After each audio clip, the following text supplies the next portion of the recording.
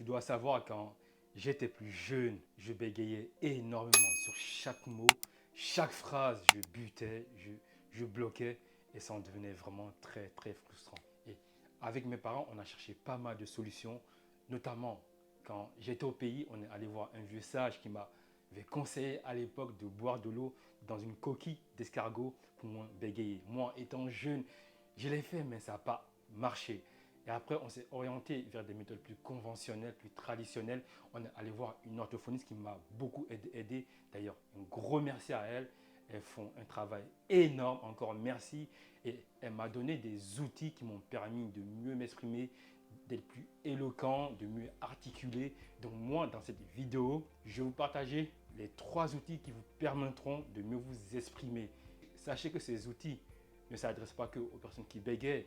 Elles s'adressent à tout le monde. Si vous avez des problèmes pour vous exprimer à l'oral, pour articuler, ces outils peuvent aussi vous aider.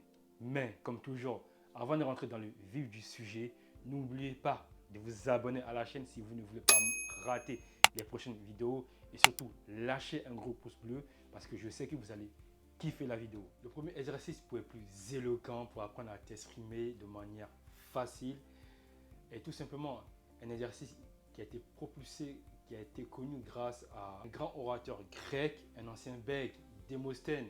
Il voulait absolument ne plus bégayer. Il s'est enfermé dans une cave, il s'est rasé la tête, il a mis des cailloux dans sa bouche. Et pendant des mois, il s'est exercé dans la prise de parole, dans l'éloquence, dans l'expression. Et au bout de plusieurs mois, il était très très à l'aise à l'oral. Ne t'inquiète pas, dans cette vidéo, on ne va pas mettre de cailloux dans notre bouche.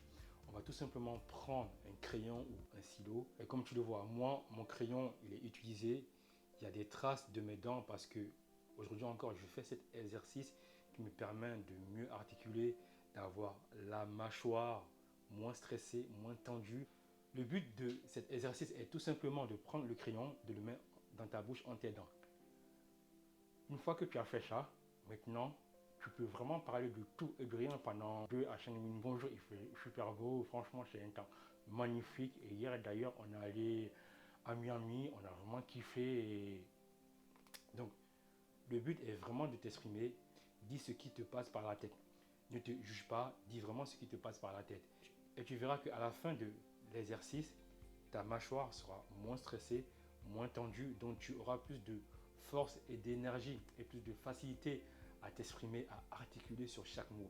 Donc c'est vraiment un exercice très efficace, mais à condition de le faire souvent, voire tous les jours et pendant suffisamment longtemps. Et tu peux même le faire avant un examen ou soit avant une prise de parole au travail, à l'école. En tout cas, c'est un exercice vraiment très très efficace et je te le conseille vraiment si tu as envie d'améliorer ton articulation, ton éloquence. N'hésite vraiment pas. La deuxième technique pour améliorer ton élocution, ton éloquence, pour mieux articuler, est de tout simplement de t'entraîner à lire des phrases difficiles. Ces phrases-là, on les appelle des virelangues. Et sur Internet, tape virelangue et tu en trouveras beaucoup.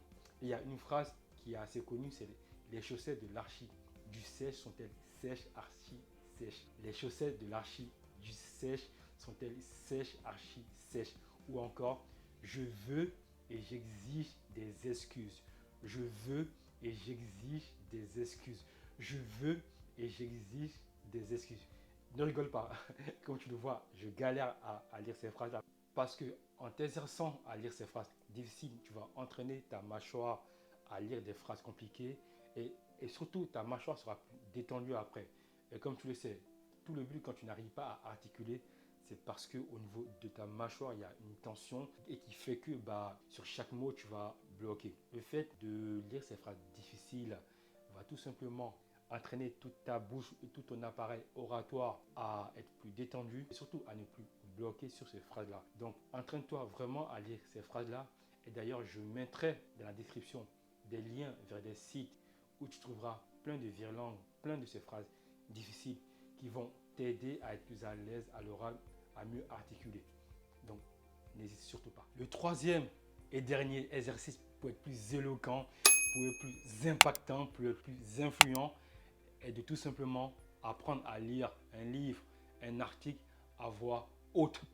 Le fait de prendre un livre et de le lire à voix haute, de t'imprégner des mots, de t'imprégner de l'histoire, de marquer des ponctuations, tu vas tout simplement apprendre à être plus à l'aise avec ta voix.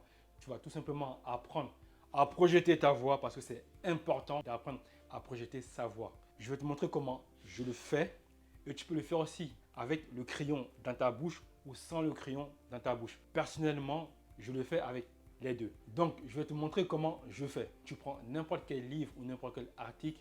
Le but est vraiment que quand tu lis à voix haute, tu t'imprègnes du personnage, tu t'imprègnes de l'histoire et c'est surtout que tu sois plus à l'aise avec ta propre voix.